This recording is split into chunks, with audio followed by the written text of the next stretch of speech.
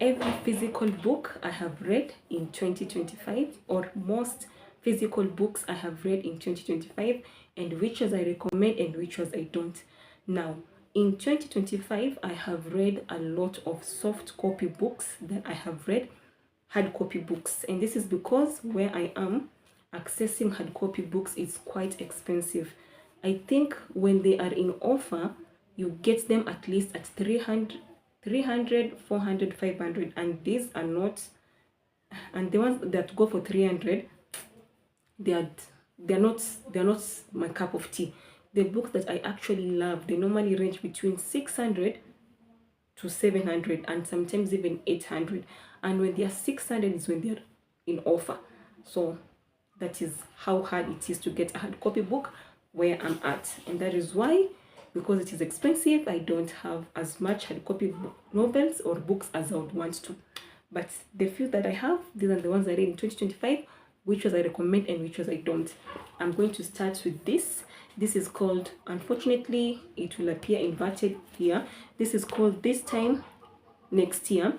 This book, it's not for me. It did not work for me, by Sophie. Is it Cousins or Cousins? By Sophie, this name. The reason I didn't like this book, it's because a lot of the plot was on flashback. The author took his sweet time and gave us a lot of flashbacks. Flashbacks are good in a movie, but in a novel, it does not work, at least not for me. However, this book actually, it was so loved such that it has a movie adaptation. I have never watched it. I will never watch it unless I change my mind. So this book, but I don't recommend it. However, the premise is the male lead and the female lead were born at the same hospital by their parents, and then the male lead's parents stole the female lead's name, and then all of a sudden, because of that, the male lead had this awesome luck. So this female lead has been holding some resentment towards the male lead because she believes the male lead stole her luck, and so she goes around moping and blaming others. Ugh, not for me.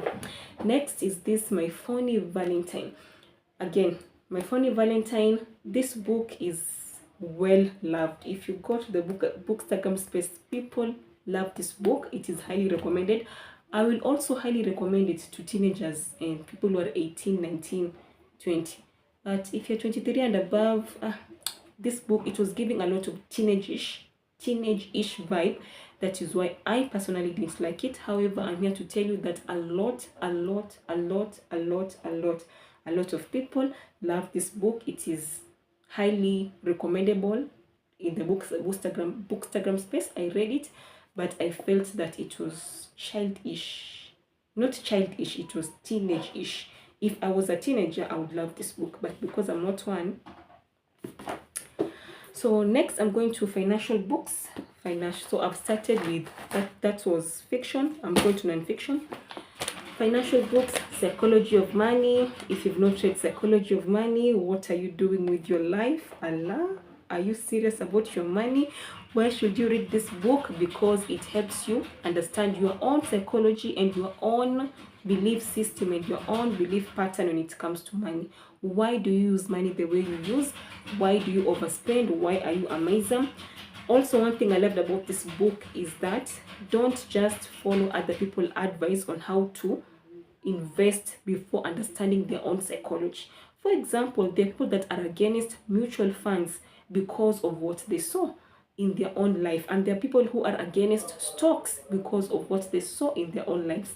Yet the people who have made it in life because of stocks, and the people who have made it in life because of mutual funds, yet the people who believe you cannot make it in life if you only have mutual funds. So that is what I love the most about this book. It helps you know that don't just go following people's advice before you understand why they believe what they believe. Apart from that, when you read this book, it will help you to come to understand why you relate with money the way you relate to it. It leads you to this introspection moment where you ask yourself, why do you believe what you believe about money? Why do you spend the way you spend? Why are you investing the things you invest in? And so on and so forth.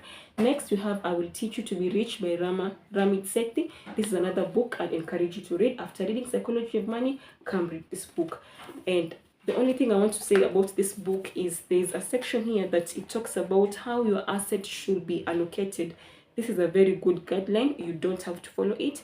You can consult your financial advisor if you want to, but it states here you need to have some amount of your money in government bonds, some in rates, some in stocks, and then it goes about and talks about the stocks. Now, it was because of this book I learned about index funds and ETFs. Since I was born until now, I had no idea what an index fund was, what an ETF is. But after reading this book, it introduced me to ETFs and index fund and actually understood. So this is a good book. You should read it. Pair it with Psychology of Money. I'm moving to spiritual, or I don't like the word religious, so I'm going to call them spiritual books. The first book is The Gift of Rejection by Nona Jones. Will I recommend this book? Yes. Let me think. When I first heard about this book, I had an attitude. I was like, oh, another Christian self-help book. But really, this book is so amazing. This is a book that I will definitely read. I don't regret reading this book, The Gift of Rejection by Nona Jones.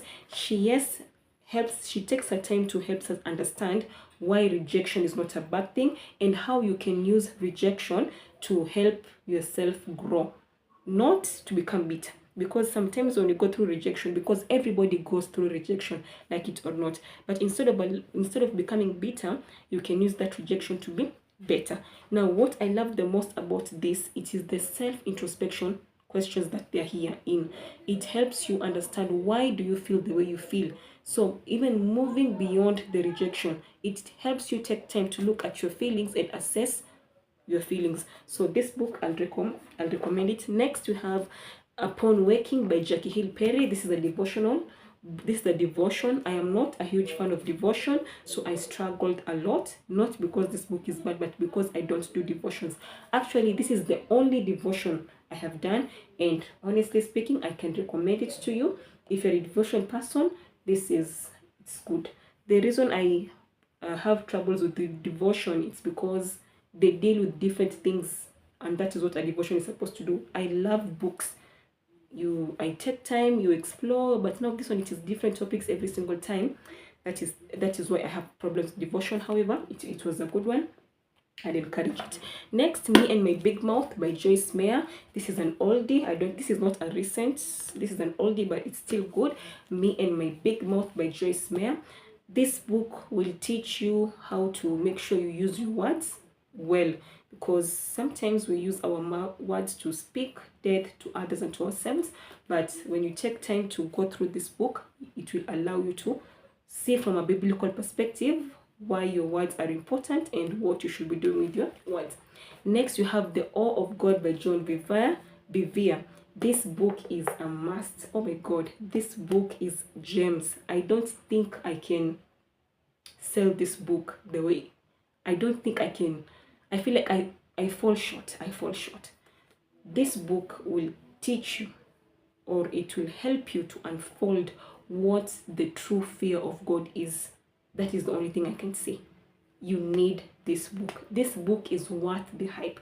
And this is the type of book that you don't just read once. You read it and then you take time and then you come and read it. Or you read it slowly. The Awe of God. What does the fear of God truly mean? You need this book. You need it. And remember, to get a soft copy of all these books, just DM us using the link in description and we'll get you soft copy version only for now. We still don't have a hard copy version. We'll get you soft copy versions at a very affordable price using the link in description, which is an Instagram page and not an Amazon link. Now we are moving to, what is this? Christian novels. We are moving to Christian novels. Yes. So we have this one. This is a novella and it's all about Christmas. So it's different Christmas stories here. So there's nothing much I'd say. It's 3 novellas. Yeah, I think if I've already shared it, I'll link a reading vlog about them. Now this one I cannot, we don't have soft copy, so this one. Next we have The Lost Library The Lost Library. So this book, it revolves around this female lead who is what? She's not only an IT guru, she's a hacker, she's a cryptologist, she's everything when it comes to IT. A hacker, a cryptologist, is of what? When you think of a strong woman in the technological world, she's that. Yes, but her life is in danger because of her skills. So, and then there's a boss here who is trying to help her. So the entire novel revolves around her trying to ensure that she remains alive and trying to fight against the people who want her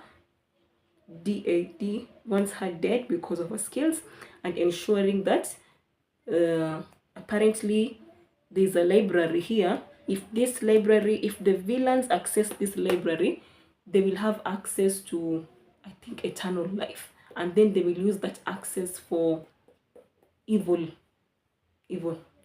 Yeah. So the reason I love this book is because of the lady. So this is what I'd say: if you love a novel where it has a strong female lead, you need to read this book, because this girl is at the forefront of ensuring that she remains alive and safe. I did not like this book, Meeting Her Match by Jane Turano. I did not like this book at all. However, this is another book that people love. The only reason I got this book is because the person who was talking about it was, she was like, she sold the book. However, I don't like this book. Reason number one is the author takes her sweet time in ensuring that every character in this book, and they are not few, there are a lot of characters in this book, this author takes her sweet time in ensuring all these characters have a storyline. There is a reason why we have the male lead and then we have supporting characters. Why on earth would you take your sweet time in focusing on the supporting characters? This is the only reason I don't like this book. And the person who sold this book, who was raving about this book, that is the main reason they loved this book. They were like, oh, the author takes time and gives a plot and a storyline to all these characters. You know, she ensures that we know this and this and this about that, that and that. And at that particular time, I thought it was cute. I was like, oh my God, I want to read that book. I don't, because now that I've read it, I know that doesn't work for me. So if you like a novel where the author takes their wonderful, precious time, moment, words, pages, volume, in building a very wonderful, cute character, traits, habits, it's up to zote about all characters, you need to read this book. If you love a book where the author focuses on all her characters, you need to read this book. As for me, 70% of the plot should focus on the main leads, 30% distributed to the remaining characters. That does not happen here. It is like 40% on the main lead, 60% on all the many characters. If that's your thing, you love this. Now this cute little book here, Love and a Little White Lie by Tammy L. Gray. This is such a beautiful, cute Christian story. We have a girl here who is the female lead, who is not born again, who has an auntie who is born again. This girl is broke. She's so broke that she's willing to take any job. So she goes and works in a church. Her auntie allows her to work in a church. For some reason, she thinks it is good to lie to the people that she's born again, because she thinks if she tells them the truth, she'll lose the job and she needs money. So she does that. She lies to the people. She's born again. She talks like people who are born again, and so on and so forth. As a result, she falls in love with, of course, a worship member, and the whole drama begins. I loved this book, and at the same time, I disliked it. I loved it because of the male lead. I disliked it because the male lead comes with, yani, out of 100% plot, this author decided that this male lead and female lead will interact towards the end of the novel, because in the beginning of the novel, the female lead is busy dating someone else. You know, at first, I didn't even believe the male lead. I thought the male lead was the male lead was the second lead. So in my heart, I was like, I am experiencing a second lead syndrome, where you love the second leads more than the male lead. So I thought I was experiencing the second lead syndrome, only for me to realize that the second lead is actually the male lead. It does not make sense. Why? Why? Why? But you need to read this book. It's a very cute book. The only problem is the male lead comes towards the end of the book. Like, why? And ta-da!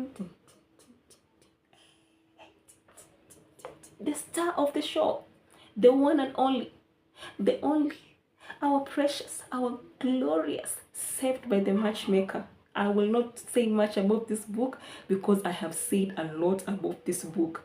Yeah? This book, you see this female lead, I like her. So this female lead decides to marry the love of her life against her family's wishes. Kidogo kidogo, that marriage breaks, and then it is her family that she defied comes and saves her from her love of her life, and they ensure that she gets divorced as soonest as possible.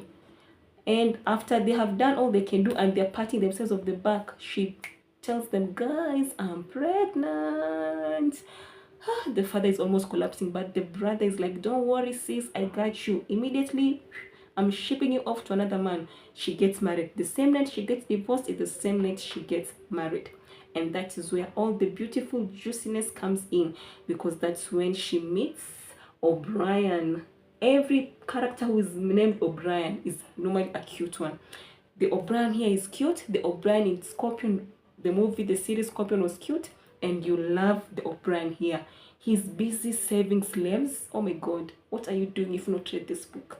Saved by the Matchmaker by Jodie Headland. So O'Brien he also needs to get married as soon as possible, or else his father will interfere with his business, and he cannot allow that because he's using his ship business to save slaves from masters that are mistreating their slaves. So this is why you need to read this book. And then the two, they meet, they have this redemptive love story and all these wonderful pages. You will fall in love with O'Brien and our lead. So our female lead is bringing drama. She is bringing all the drama, and our male lead is bringing all the love, all the comfort, all the stability. Yay, yay, yay. To get yourself a copy of this or any other books, DM us using the link in description, and happy reading.